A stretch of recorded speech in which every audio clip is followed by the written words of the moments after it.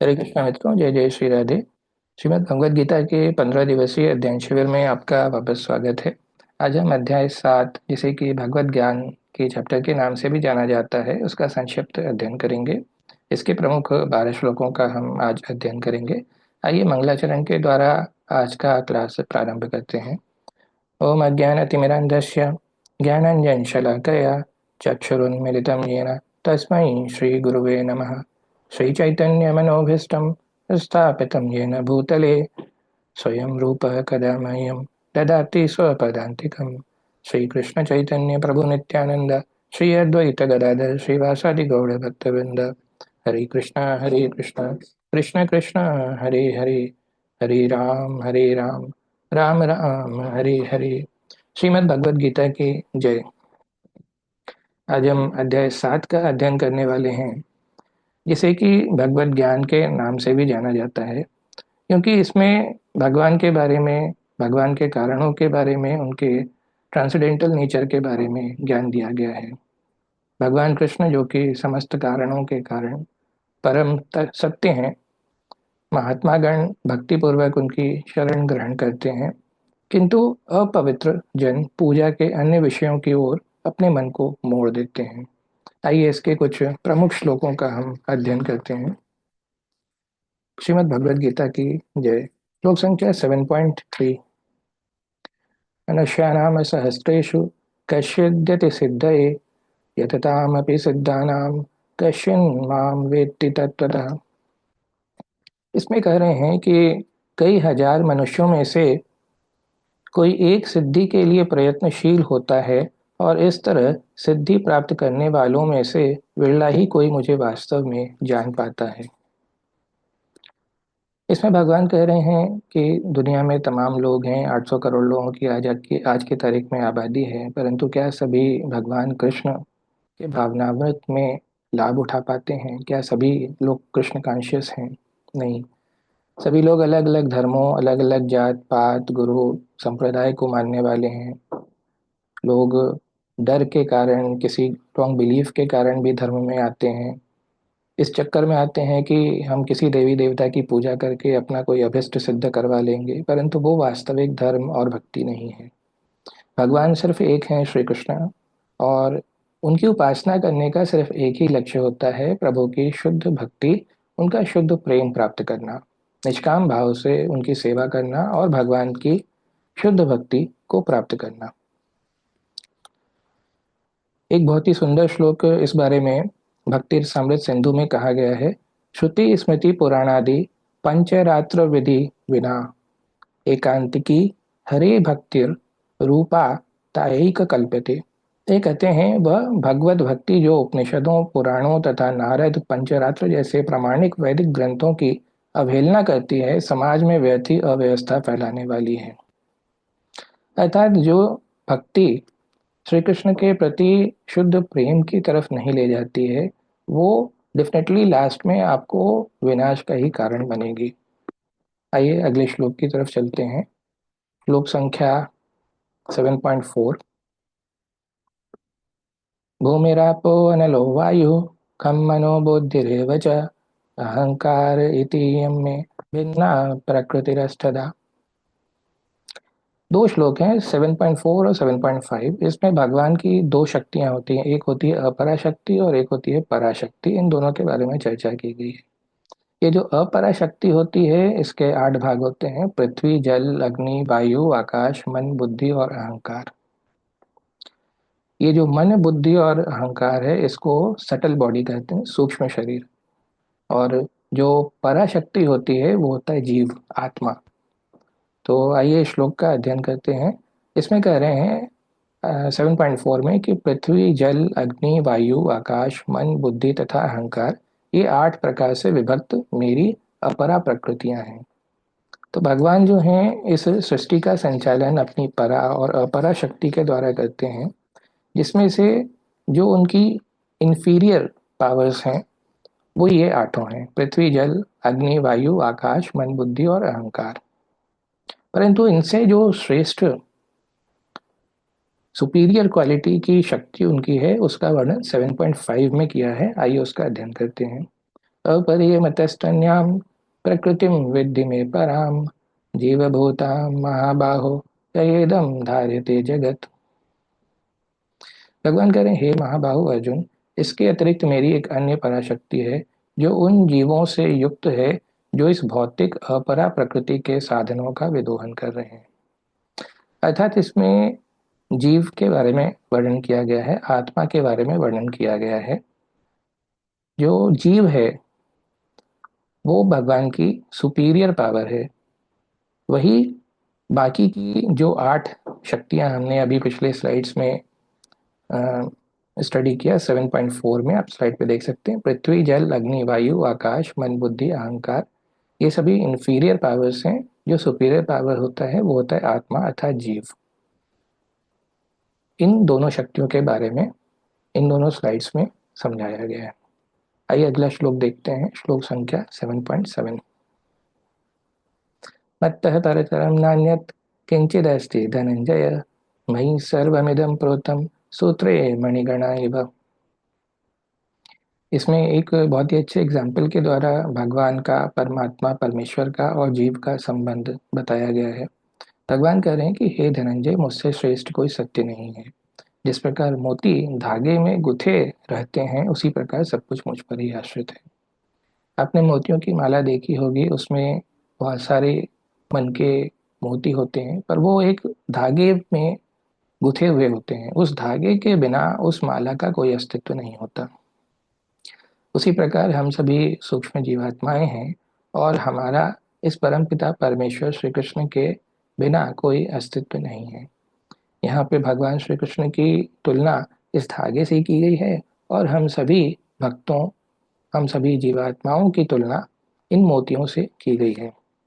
अर्थात भगवान श्री कृष्ण ही सर्वशक्तिमान सर्वोत्तम सर्व परमेश्वर हैं और हम सभी उनके ही अधीन हैं, उनसे ही जुड़े हुए हैं। उनके बिना हमारा कोई अस्तित्व नहीं है।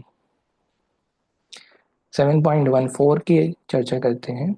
दैवी हुषा गुणमयी मम माया दुरत्यया मामेव ये प्रपद्यन्ते माया में ताम तरन्ति ते। इसमें भगवान कह रहे हैं कि प्रकृति के 3 गुणों वाली इस मेरी दैवी शक्ति को पार कर पाना कठिन है, किंतु जो मेरे शरणागत हो जाते हैं वे सरलता से इसे पार कर जाते हैं। आप स्लाइड में पिक्चर देख सकते हैं जिसमें कि 3 देवियां इन धागों से हमें किस प्रकार से नचा रही हैं। ये 3 देवियां सत्वगुण, रजोगुण और तमोगुण हैं। हम सभी जो भी कार्यकलाप करते हैं, हमारे लाइफ में जो कुछ भी होता है, हमारा जो भी नेचर है, वो सब कुछ इन तीनों सत्वगुण, रजोगुण और तमोगुण के बेसिस पे ही डिटरमाइन होता है और उनके द्वारा ही इन्फ्लुएंस किया जाता है। परंतु भगवान का नेचर है वो तो ट्रांसेंडेंटल है, वो इन तीनों गुणों के ऊपर है, उन पर माया का कोई प्रभाव नहीं पड़ता।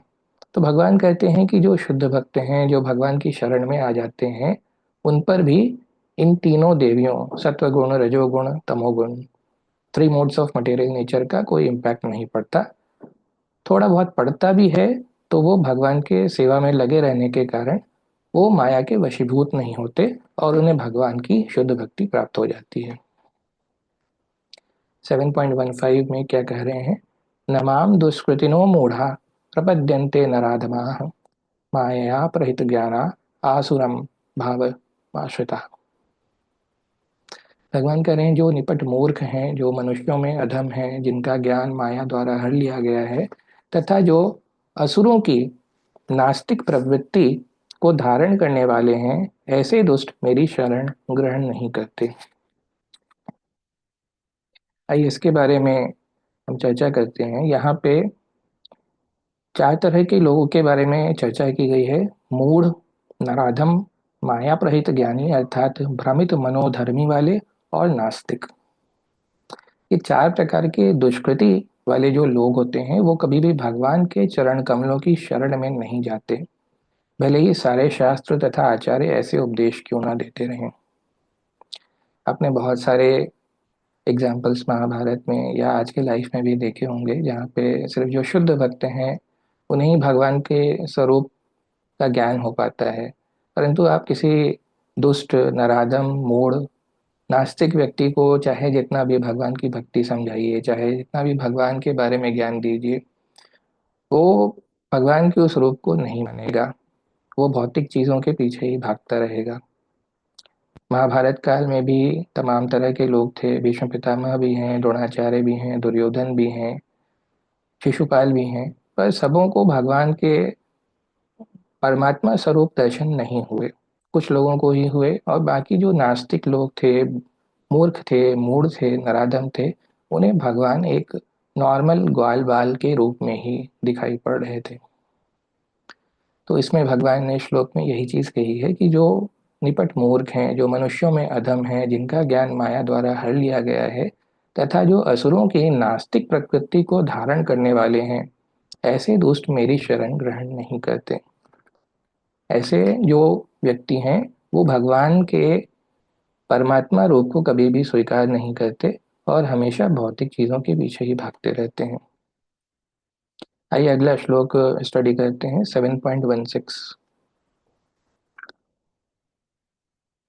बहुत ही फेमस श्लोक है। चतुर्विधा भजन्ते माम जनाः सुकृतिनो अर्जुन, आर्तो जिज्ञासुर्थार्थे ज्ञानी च भरतर्षभ।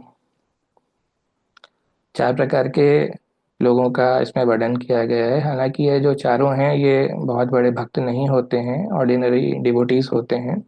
आइए देखें वो चार तरह के लोग कौन कौन से हैं। ये चार तरह के लोगों के बारे में कहा गया है। चार प्रकार के पुण्यात्मा मेरी सेवा करते हैं: आर्थ, जिज्ञासु, अर्थार्थी और ज्ञानी। आर्थ मतलब जिसके लाइफ में कुछ तकलीफ है, जो पीड़ित हैं, वे जिन्हें धन की आवश्यकता होती है। जो जिज्ञासु हैं, जो किसी तरह की जानकारी प्राप्त करना चाहते हैं। और एक ज्ञानी भक्त, जिन्हें की परम सत्य का ज्ञान है और वो निष्काम भाव से सिर्फ भगवान के प्रेम में सेवा का अवसर प्राप्त करना चाहता है। ये सारे लोग विभिन्न परिस्थितियों में परमेश्वर की भक्ति करते रहते हैं। ये शुद्ध भक्त नहीं होते, क्योंकि ये भक्ति के बदले कुछ महत्वाकांक्षाओं की पूर्ति करना चाहते हैं। शुद्ध भक्ति निष्काम होती है और उसमें किसी लाभ की आकांक्षा नहीं रहती। इसमें भक्ति रसामृत सिंधु, उसमें एक बहुत ही सुंदर श्लोक कहा गया है, वो यहाँ पे चर्चा करना बहुत ही आवश्यक है। अन्याभिलाषिता शून्यम ज्ञान कर्माद्यनावृतम आनुकूल्येन कृष्णानुशीलनम भक्तिरुत्तमा। इसमें भक्ति, सात्विक जो भक्ति होती है, जो बिना किसी इच्छा के की जाती है, उसके बारे में चर्चा की गई है। उसमें कह रहे हैं कि मनुष्य को चाहिए कि परमेश्वर श्री कृष्ण की दिव्य प्रेमा भक्ति किसी सकाम कर्म अथवा मनोधर्म द्वारा भौतिक लाभ की इच्छा से रहित होकर करें। यह शुद्ध भक्ति कहलाती है। अर्थात हमें भगवान श्री कृष्ण की सेवा बिना किसी इच्छा के करनी चाहिए। कोई भी भौतिक लाभ की इच्छा से भगवान श्री कृष्ण की सेवा न करें, केवल प्रेम में ही सेवा करें। हमें प्रभु से सिर्फ प्रेम पूर्वक उनकी सेवा करनी है, और जो भी प्रभु हमें रेसिप्रोकेट करेंगे, जो भी हमें देंगे, हम उसमें प्रसन्न रहेंगे। आइए अगला श्लोक का अध्ययन करते हैं, 7.19। बहू नाम जन्म नामन्ते ज्ञानवन् माम प्रपद्यते वासुदेव सर्वमिति स महात्मा सुदुर्लभ। इसमें भगवान कह रहे हैं कि अनेक जन्म जन्मांतर के बाद जिसे सचमुच ज्ञान होता है, वह मुझको समस्त कारणों का कारण जानकर मेरी शरण में आता है। ऐसा महात्मा अत्यंत दुर्लभ है। भगवान कह रहे हैं कि अनेक जन्म बीत जाते हैं, उसके बाद ही लोगों को प्रभु के वर्चस्व का ज्ञान हो पाता है। भगवान कौन है, उनका ट्रांसेंडेंटल नेचर क्या है, उनका जन्म किस प्रकार से दिव्य है। वो एक ही शरीर में बार बार जन्म लेते हैं, उनको पिछले सारे जन्मों का स्मरण रहता है, हमारी तरह भूल नहीं जाते। तो इस प्रकार की चेतना मनुष्य में एक ही जन्म में उत्पन्न नहीं हो पाती है। इंसान कई बार जन्म लेता है, उसके बाद उसको यह अवसर प्राप्त होता है भगवान के ट्रांसेंडेंटल नेचर को समझने का। इसमें छांदोग्य उपनिषद में भी बहुत अच्छी बात कही गई है। उसमें कह रहे हैं कि जीव के शरीर की बोलने की शक्ति, देखने की शक्ति, सुनने की शक्ति, सोचने की शक्ति ही प्रधान नहीं है। समस्त कार्यों का केंद्र बिंदु तो यह जीवन प्राण है। इसी प्रकार भगवान वासुदेव या भगवान श्री कृष्ण ही समस्त पदार्थों में मूल सत्ता है। इस देह में बोलने, देखने, सुनने तथा सोचने आदि की शक्तियां हैं, किंतु यदि वे भगवान से संबंधित न हो तो सभी व्यर्थ है। वासुदेव सर्वव्यापी हैं और प्रत्येक वस्तु वासुदेव है, अतः भक्त पूर्ण ज्ञान में रहकर शरण ग्रहण करता है। अर्थात हमें कई जन्म लग जाते हैं भगवान के ट्रांसेंडेंटल नेचर को समझने में, उन्हें सरेंडर करने में, उनके भगवान रूप को समझने में, उनके साथ आत्म साक्षात्कार करने में। आइए अगला श्लोक पढ़ते हैं 7.25। नाहं प्रकाश सर्वस्य योग माया समावृतः मूढ़ोऽयं नाभिजानाति लोको मामजमव्ययम्। भगवान कहें कि मैं मूर्खों तथा अल्पज्ञों के लिए कभी भी प्रकट नहीं हूँ। उनके लिए तो मैं अपनी अंतरंगा शक्ति द्वारा आच्छादित रहता हूँ, अतः वे यह नहीं जान पाते कि मैं अजन्मा और अविनाशी हूँ। भगवान जब ये महाभारत के काल में अवतरित हुए थे, तभी जैसा हमने डिस्कस किया कि द्रोणाचार्य, कृपाचार्य, महात्मा विदुर, भीष्म पितामह, इन सभी ने भगवान के परमात्मा स्वरूप को समझा और उन्हें सरेंडर किया, उनको प्रणाम किया। जबकि जो दुष्कृतज्ञ थे, जो कि नास्तिक लोग थे, दुष्ट लोग थे, भौतिकवादी लोग थे, दुर्योधन, शिशुपाल जैसे लोग थे, उन्होंने भगवान के इस परम सत्य को नकारा, उनका शरण ग्रहण नहीं किया।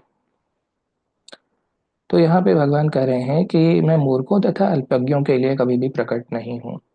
वो इस प्रकार के जो नास्तिक होते हैं, मूर्ख लोग होते हैं, उन्हें अपना भगवान स्वरूप वो कभी प्रकट नहीं करते। उनकी जो अंतरंगा शक्ति होती है उसके द्वारा उन पे वो माया का कवच डाल देते हैं, जिससे कि वो उनके भगवान स्वरूप को नहीं देख सकें। जो ये नास्तिक लोग होते हैं वो भगवान के स्वरूप को नहीं समझ पाते हैं, ये नहीं समझ पाते हैं कि उनका नेचर ट्रांसेंडेंटल है, वो अजन्मा है, वो अविनाशी हैं, उनका कभी भी जन्म नहीं हुआ है, उनका कभी भी नाश नहीं होगा। वो उसी शरीर में पहले भी राम रूप में आए थे, कृष्ण रूप में आए थे, चैतन्य महाप्रभु रूप में आए थे, उनका शरीर कभी चेंज नहीं होता। आइए नेक्स्ट श्लोक पढ़ते हैं 7.26। वेदाहम समतीतानि वर्तमानानि च अर्जुन भविष्याणि च भूतानि माम तु वेद न कश्चन।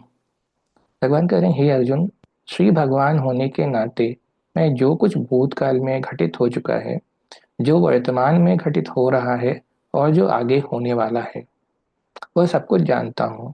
मैं समस्त जीवों को भी जानता हूँ, किंतु मुझे कोई नहीं जानता। अर्जुन भगवान का प्रिय मित्र और शिष्य था। उन्हें श्रीमद् भगवद गीता का ये पूर्ण ज्ञान हम जैसे भक्तों को समझाने के लिए उस माध्यम के रूप में भगवान ने दिया। भगवान कह रहे हैं कि जो भी पास्ट में हो चुका है या फिर फ्यूचर में होने वाला है या प्रेजेंट में सभी जगहों पे हो रहा है, हम नॉर्मल लोग हम वो सब कुछ नहीं याद रख सकते हैं, वो सब जानकारी नहीं रख सकते हैं, परंतु चूंकि श्री कृष्ण भगवान हैं इसलिए उन्हें वो सब कुछ हमेशा याद रहता है। उनका शरीर चेंज नहीं होता है, ट्रांसेंडेंटल बॉडी है, वो शरीर चेंज नहीं करते, एक ही बॉडी में बार बार अवतरित होते हैं, इसलिए उन्हें हमेशा याद रहता है कि पहले पास्ट में इस दुनिया में क्या हुआ। क्योंकि वो भगवान है इसलिए उनको ये भी पता है कि आने वाले कल में क्या होने वाला है। परंतु हम सभी ऑर्डिनरी लोग हैं, हम भगवान के इस सत्य को नहीं जान सकते हैं। केवल भक्ति के द्वारा प्रभु का प्रेम प्राप्त कर सकते हैं। 7.27। इच्छा द्वेष समुत्थेन द्वंद्व मोहेन भारत सर्वभूतानि सम्मोहम सर्गे यान्ति परंतप।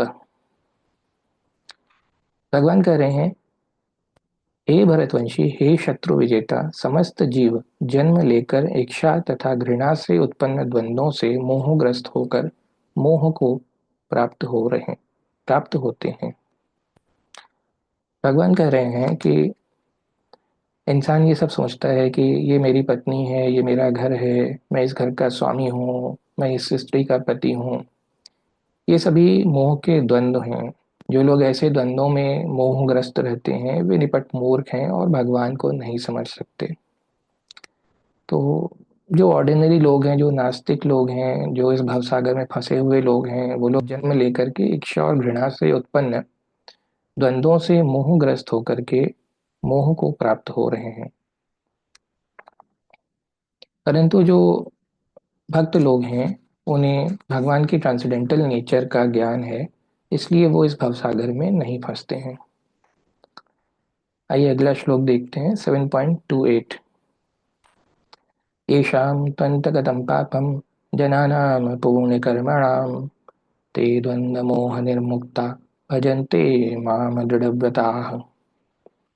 भगवान कह रहे हैं कि जिन मनुष्यों ने पूर्व जन्मों में तथा इस जन्म में पूर्ण कर्म किए हैं और जिनके पाप कर्मों का पूर्णतया उच्छेदन हो चुका होता है, वे मोह के द्वंद्वों से मुक्त हो जाते हैं और वे संकल्प पूर्वक मेरी सेवा में तत्पर होते हैं। तो आप ये समझते ही हैं कि हमारे बहुत सारे जन्म पहले हो चुके हैं, उसके बाद ही हमें भगवान श्री कृष्ण की आज भक्ति प्राप्त हुई है। हमने पिछले जन्मों में बहुत सारे पाप किए, इस जन्म में बहुत सारे पाप किए, परंतु श्री कृष्ण का एक बार स्मरण कर लेने, एक बार पवित्र नाम जप कर लेने से ही हमारे सारे पापों का हरण हो जाता है। तो ऐसे जो भक्त हैं जिन्होंने पूर्व जन्मों में और इस जन्म में बहुत सारे पुण्य कर्म किए हैं और जिनके पाप कर्मों का पूर्णतया उच्छेदन हो चुका है, हमने अगर इस जन्म में भगवान का स्मरण किया तो उससे बढ़कर के कोई पुण्य कर्म पॉसिबल नहीं है। और ऐसी आध्यात्मिक एक्टिविटीज के कारण हमारे पिछले जन्मों का जो भी पाप था वो सब समाप्त हो चुका है। भगवान श्री कृष्ण की कृपा से हमारा पिछले जन्मों का सारा पाप खत्म हो चुका है और हम भगवान की सेवा में तत्पर हैं। तो ऐसे लोगों को भगवान के श्रीधाम, वैकुंठ, वृंदावन धाम में अवश्य स्थान प्राप्त होता है। इस प्रकार से अध्याय 7 के हमने सभी महत्वपूर्ण श्लोक अध्ययन किए और इससे हम यही सीख सकते हैं कि हमें भगवान को सरेंडर करना है, भगवान के ट्रांसेंडेंटल नेचर को समझना है और अपना जीवन निष्काम भाव से भगवान की सेवा में समर्पित करना है। आपने अध्याय 7 कंप्लीट किया, इसके लिए बहुत बहुत धन्यवाद। अगले एपिसोड में हम अध्याय 8 का अध्ययन करेंगे। बहुत बहुत धन्यवाद। हरे कृष्णा, जय जय श्री